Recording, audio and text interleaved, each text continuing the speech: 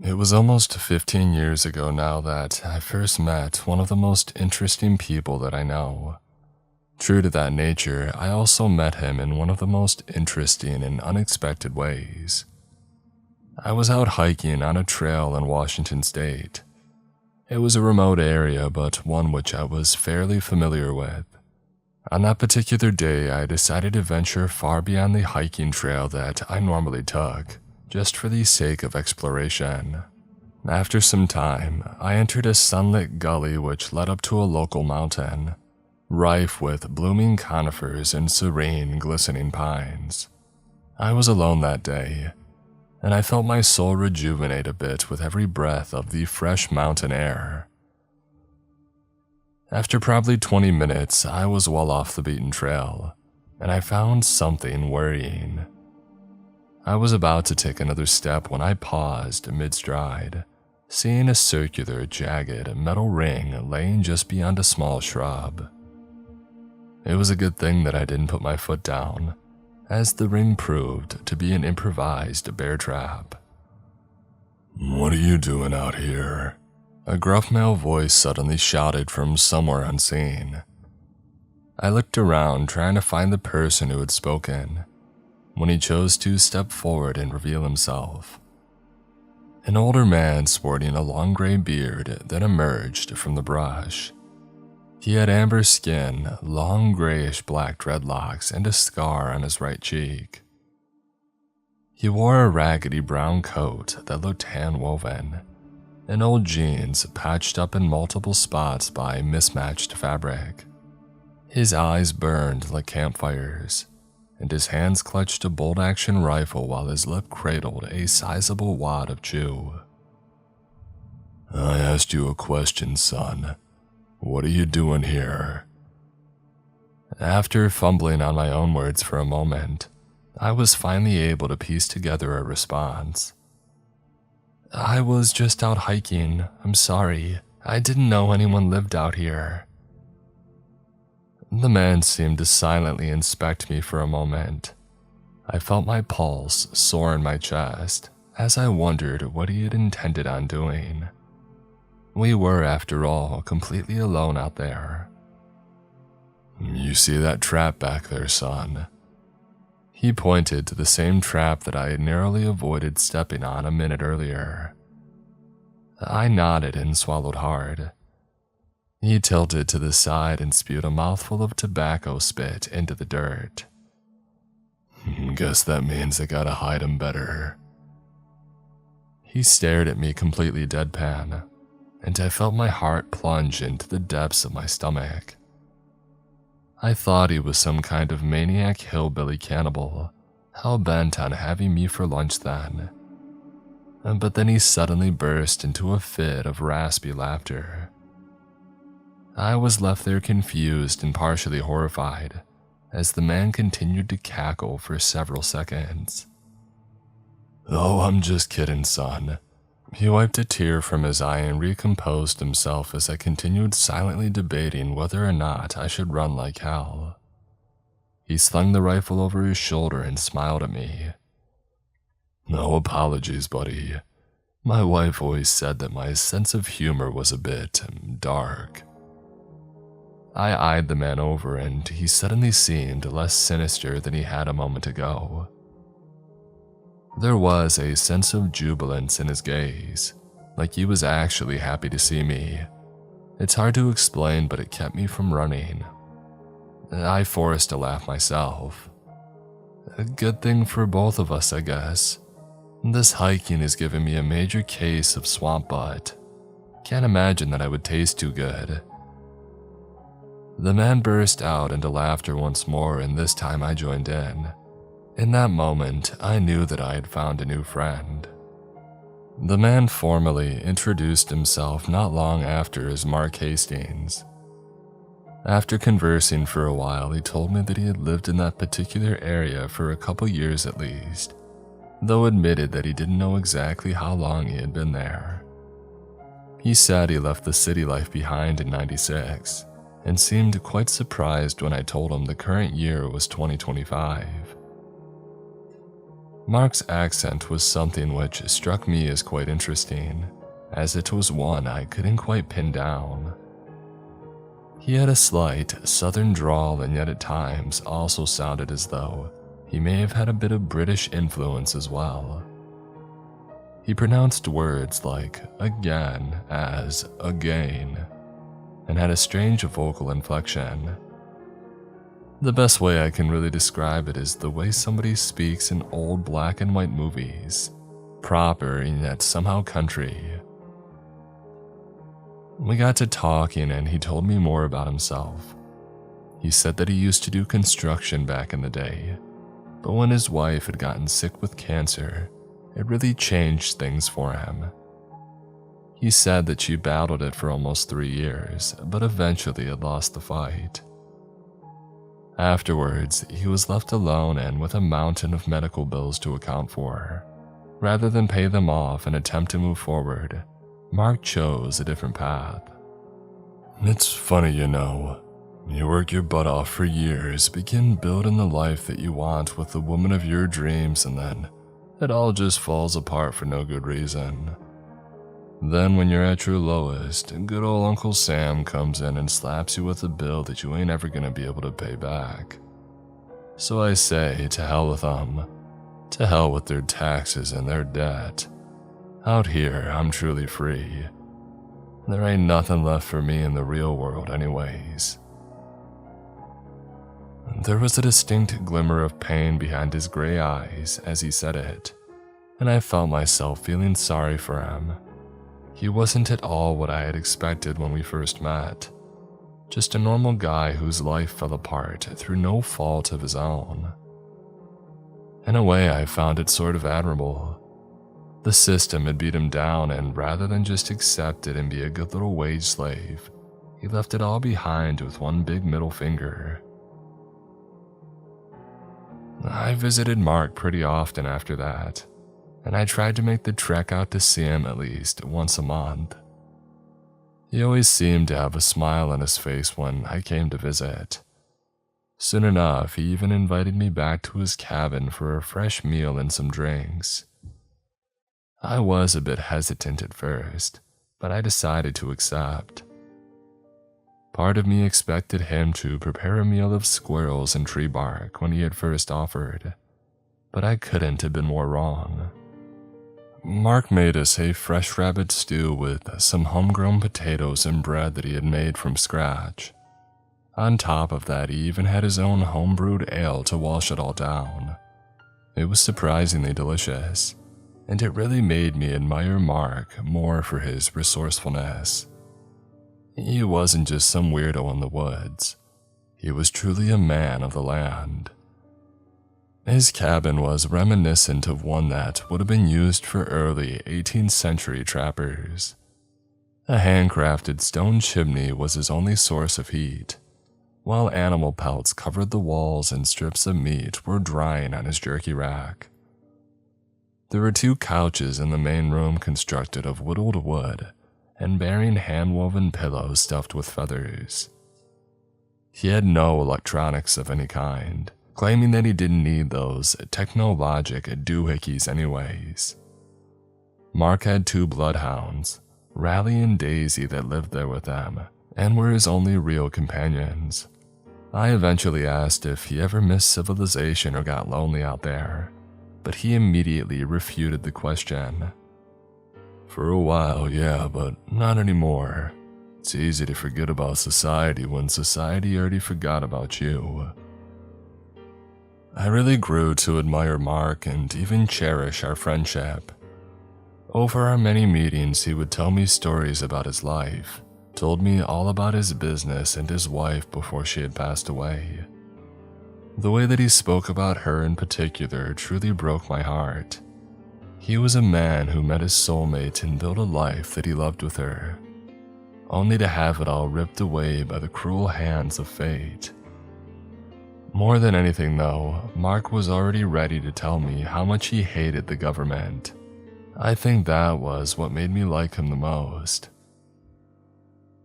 One night, he and I were drinking some of his homebrewed honey ale and chilling around his campfire. He had just got done telling a story about a 5-point buck that he had narrowly missed a few weeks earlier. He finished with admitting that he had heard some weird, loud noise from the woods that scared it off before he could fire. That detail got me thinking, and since I've always been a fan of the paranormal and whatnot, I figured I would go ahead and ask him. "You ever seen anything really creepy out here?" Mark's eyes opened wide, and he immediately lowered the mug from his lips. He wiped the suds from his bushy beard and stared down at the campfire for a couple of seconds. I could tell that he knew exactly what I meant. He then chuckled and rocked in his chair with a smug grin. "Zach, I tell ya, you don't know creepy until you've spent some time out here." He then began to tell me a story of when he had first began living out there.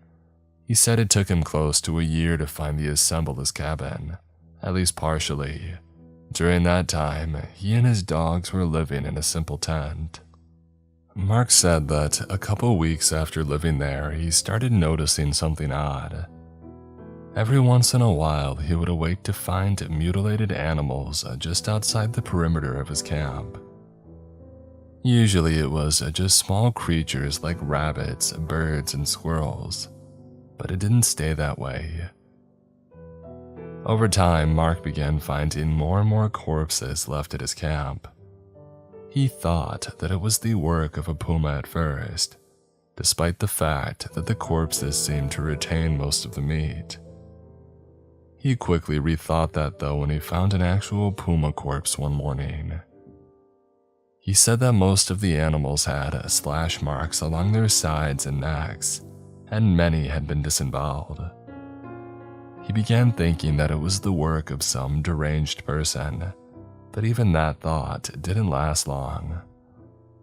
One night, as he was preparing to turn in for the evening, he heard a rustling sound coming from within the forest. He ducked down underneath some timber in hopes of catching a glimpse of the culprit. Both of his dogs were already chained up for the night, so he knew it couldn't be one of them. A figure then emerged deeper in the woods. Mark said that he didn't see the entire thing, but he could tell that it was bipedal and scrawny. I asked if it could have been a bear with mange, but Mark claimed it was way too skinny for that. He said that he had seen sick bears before, and they looked and moved nothing like that thing. Mark initially planned on trying to shoot it, but after seeing that, he admitted he didn't think that it would have been a good idea. The creature dropped something on the perimeter, which Mark discovered the following morning was the corpse of a raccoon. The thing's head then tilted and appeared to stare directly towards Mark. They just stared there in silence for several seconds, until the dogs began snarling voraciously from inside the tent. They must have caught its scent, and the thing suddenly crouched onto all fours and dashed off back into the woods as the dogs went ballistic. Mark didn't know what he had seen that night and apparently never saw it again. To me, it sounded like a Wendigo or a skinwalker based on his description. I told him that, but he had no idea what those things were. He seemed to think the thing was actually leaving him gifts, but I wasn't so sure about that. I asked him about the typical creatures as seen in creepypasta and television lore. I mentioned the Wendigo, Skinwalkers, Slenderman, the Rake, Siren Head, and some of the well-known others, but Mark didn't seem to know anything about any of them. He did, however, know about something that he called the Whistler. Apparently, ever since he had been out there, he heard an odd whistling sound on occasion. It started off as little more than a dull, barely audible noise in the distance. He said at times it would come closer, and at others it seemed like it was further away. Mark thought it was a bird for the longest time, but one night he found the truth. He was chopping wood when suddenly the whistling noise had emerged. This time it was different, and this time it was closer than ever before. Suddenly, there was a rustling noise from behind him. Mark spun back, but only saw a few branches bristling back and forth. He then heard the whistle again, louder than ever before. He looked up and there it was. About 20 feet up in a large oak tree was some kind of figure. Mark described it as a kind of human with a head that looked like some kind of messed up eel. He said he saw the thing stare down at him with beady black eyes. He just froze, and before he could do anything, the thing suddenly leapt from the tree.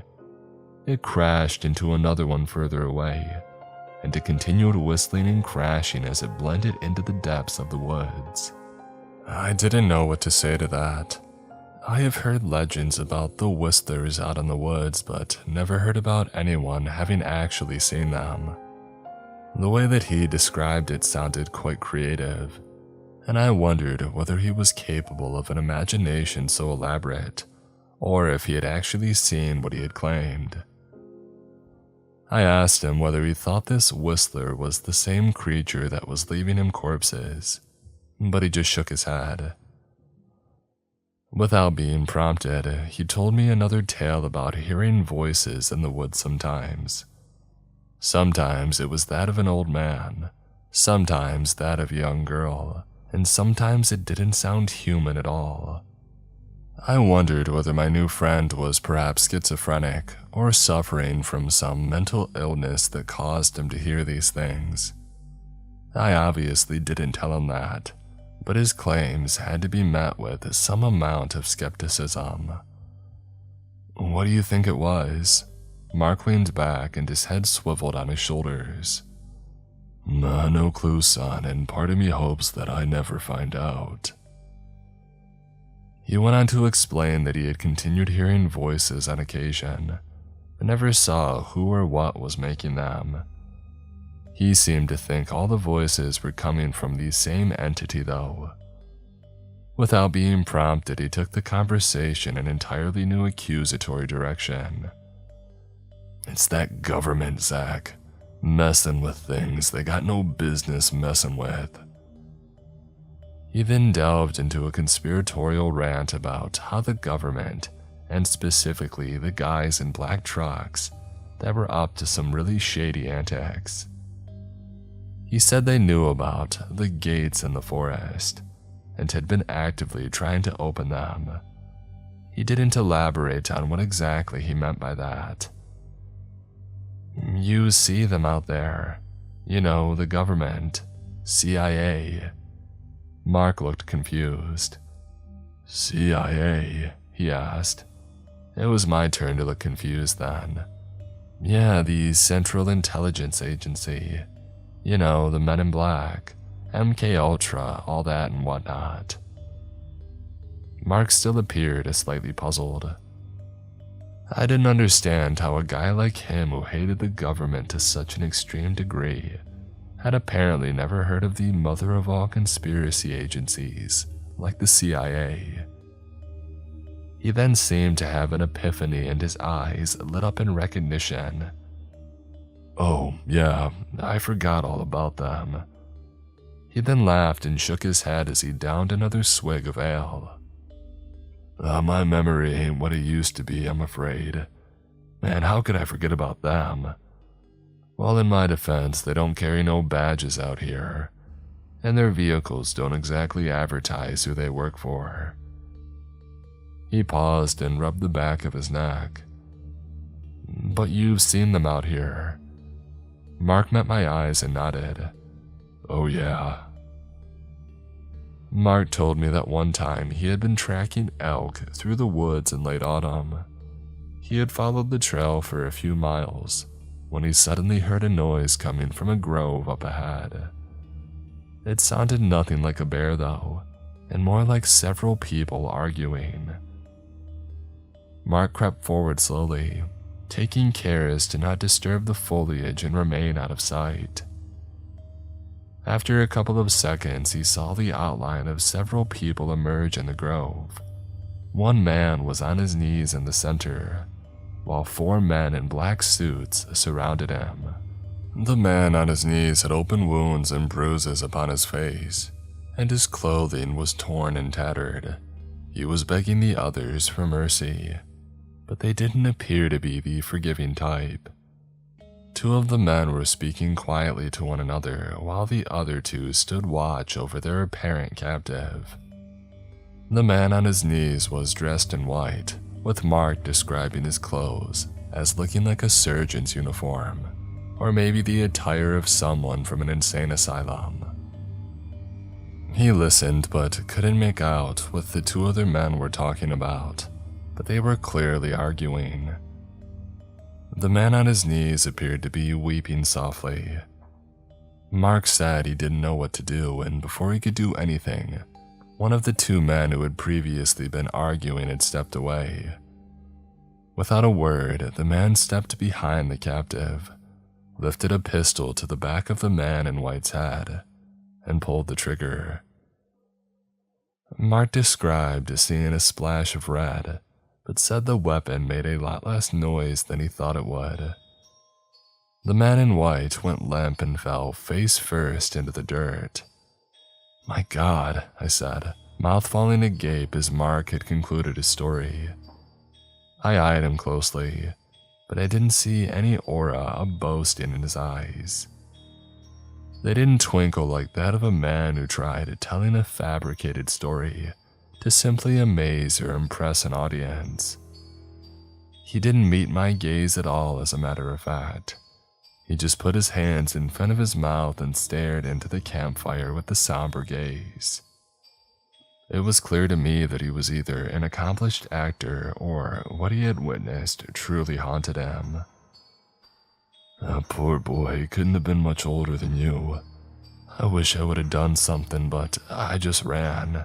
He shook his head, and his eyes seemed to glaze over. I just stayed quiet, as there was nothing that I could think to say. After a couple of moments of lingering silence, Mark finally spoke again. "Zach, I gotta tell you a secret." He looked me in the eye and I gulped down the lump in my throat. "I don't particularly care for the government." I chuckled and Mark let out a small laugh. "Yeah, I think you've mentioned that once or twice," I replied with a laugh. "Yeah, suppose I have. But it's not because the IRS is after me. It's because of things like what I saw that day. It's because the government corrupts by its very nature. Takes what it wants and destroys those who oppose it. Ain't no justice, no considerations, and nothing you can do about it." Now, I don't know the details of what they were discussing on that night, but I guarantee you that boy didn't deserve what he got.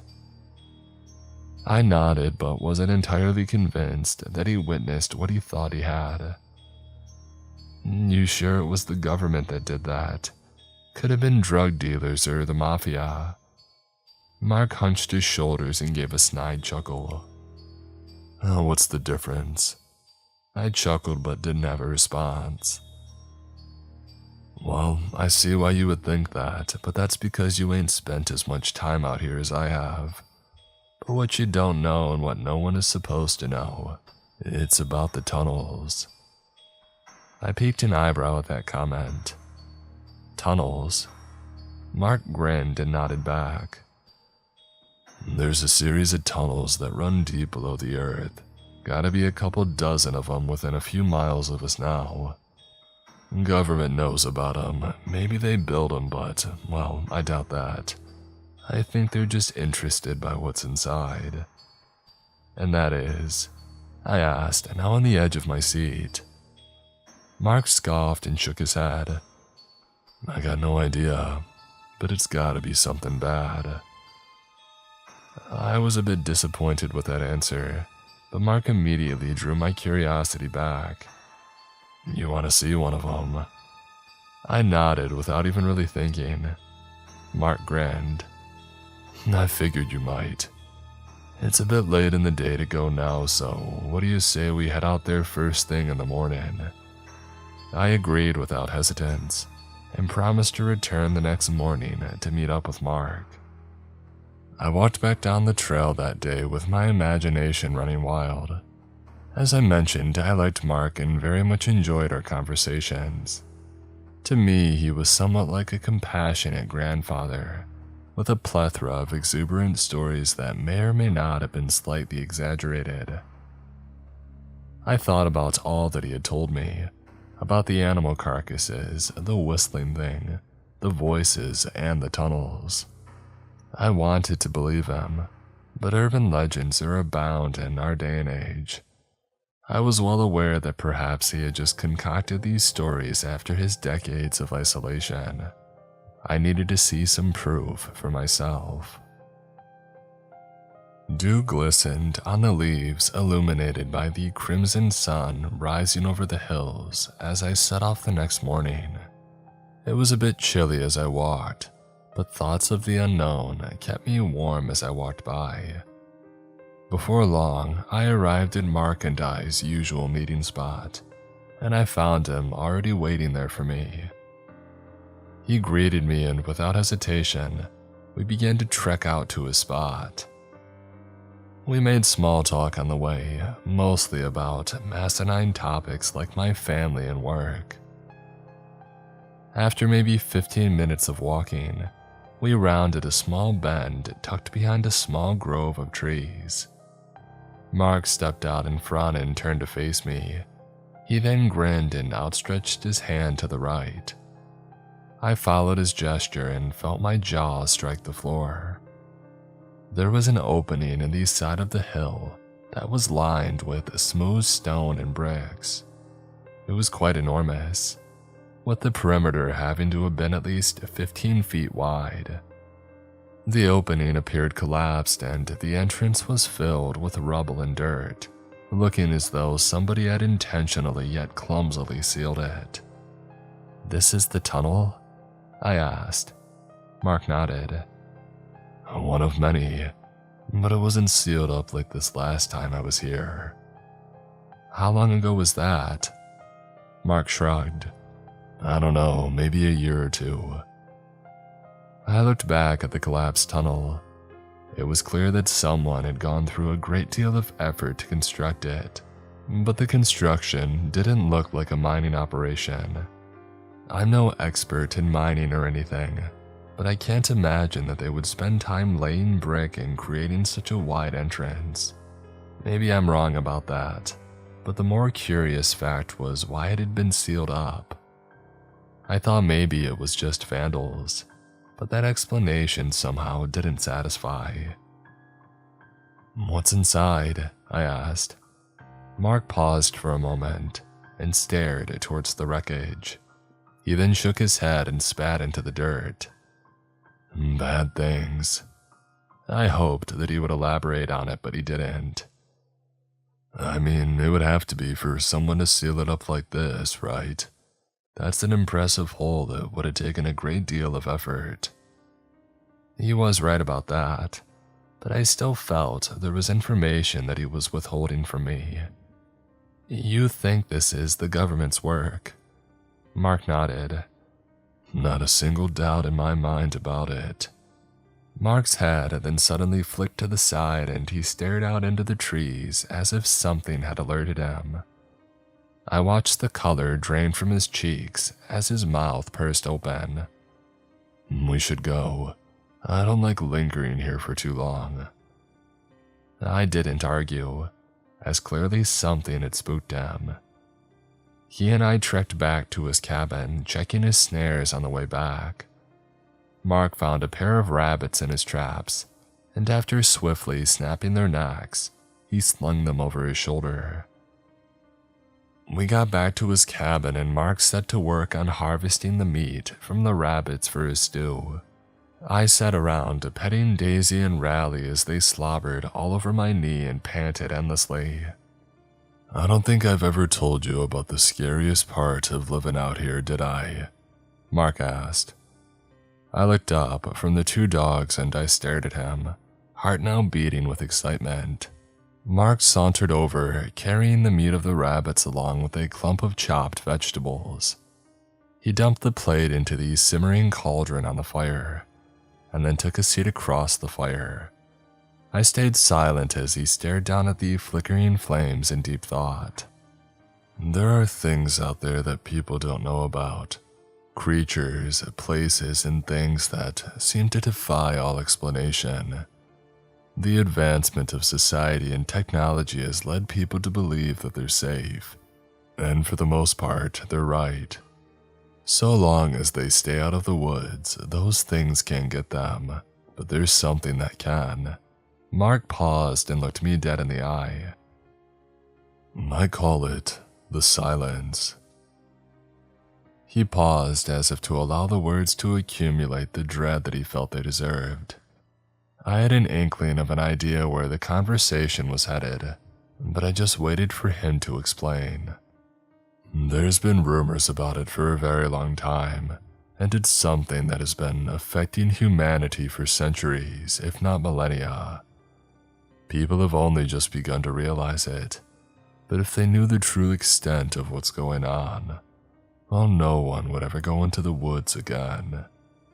He paused and leaned in to stir the pot a bit before sitting back. People disappear, Zach. No reason for it, no explanation, and no bodies are ever found. The cases seem to defy all explanation, and it happens again and again. Mark then suddenly grunted and began rubbing his eye. That smoke. Sorry, where was I? The disappearances, I replied.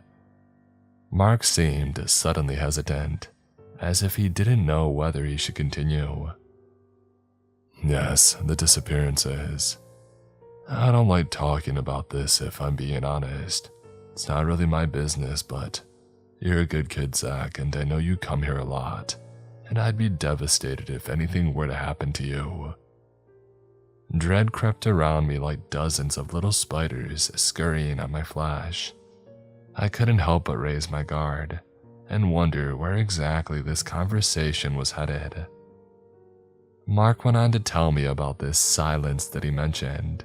He said that if I was ever walking through the woods and everything went completely silent, I was to drop to my knees and put my face in the dirt immediately.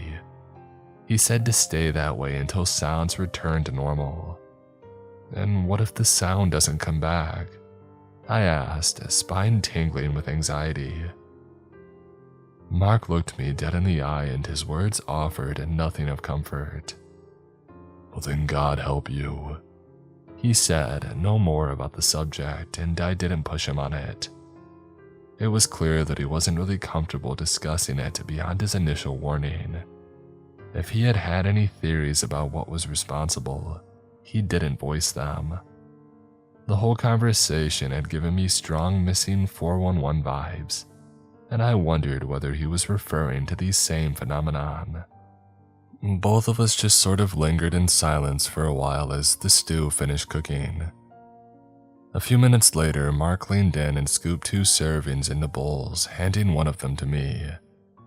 The stew was delicious as usual, and I happily scarfed it down as Mark provided his hounds with their dinner as well, although didn't so much as nibble on his own serving.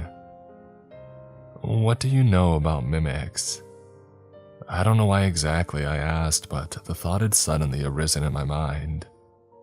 Mark seemed to perk up, but yet stared back with a look of confusion that seemed to contradict his reaction. I'm sorry, what? Mimics, I clarified.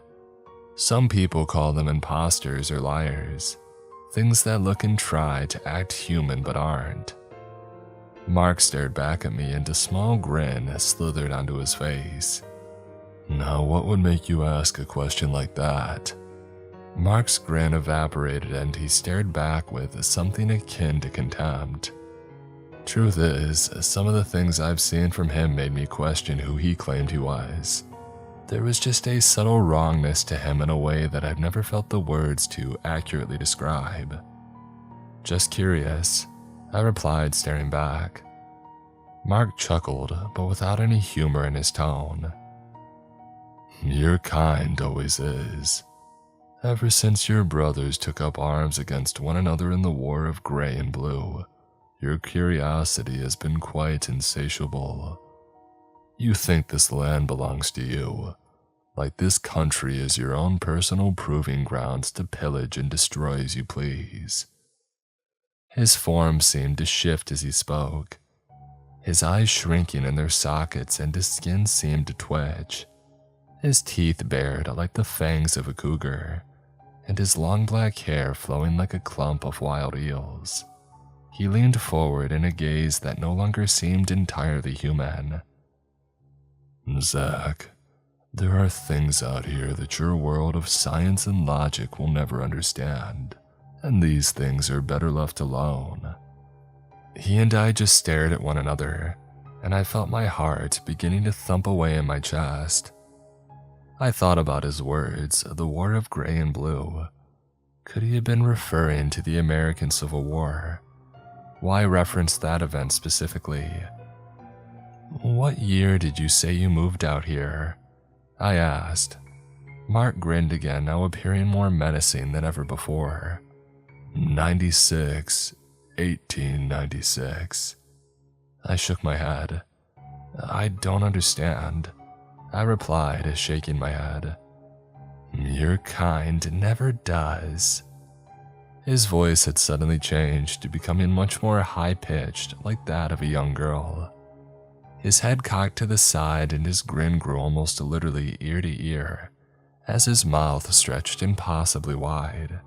Your kind has conquered this world, both beast and nature bow at your might.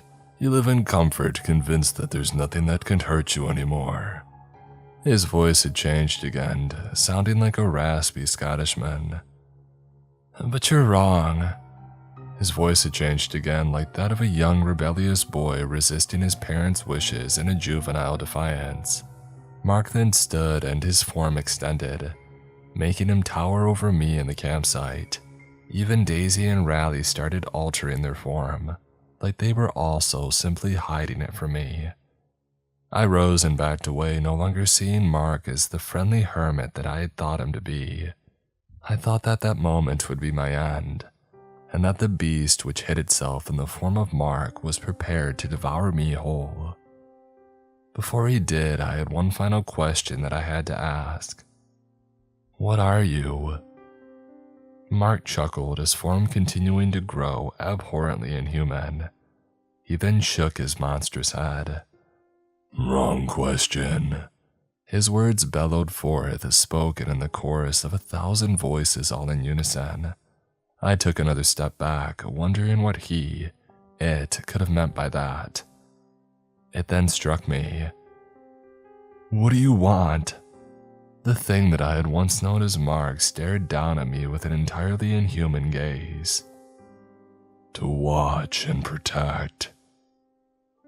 We stared at one another and I attempted to understand what was happening. After all he had told me and his time devoted to actually speaking with me, part of me also wanted to believe his words were meant to reassure me, like he was conveying that it was me, or more generally humanity as a whole that he wished to protect. After ruminating on it for a while though, I don't think that's the case anymore. Why are you telling me all this? The thing that I had once known as Mark grinned, as if that was the question he was waiting to hear. So that you can tell the world. And so I have. I left Mark and that trail behind and I haven't been back since. That's why I'm here now, to tell the world as the thing I once knew as Mark instructed me to.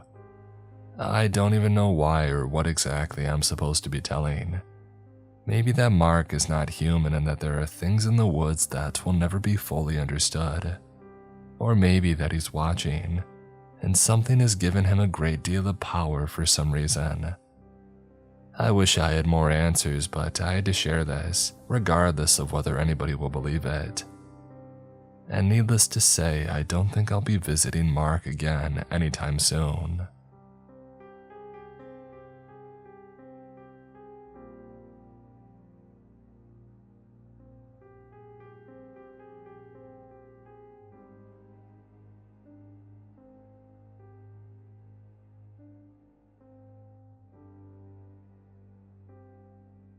Justin Fodenauer, Swaggity Swoot, Lunas TV, Omni Rubix, Dino, yours truly.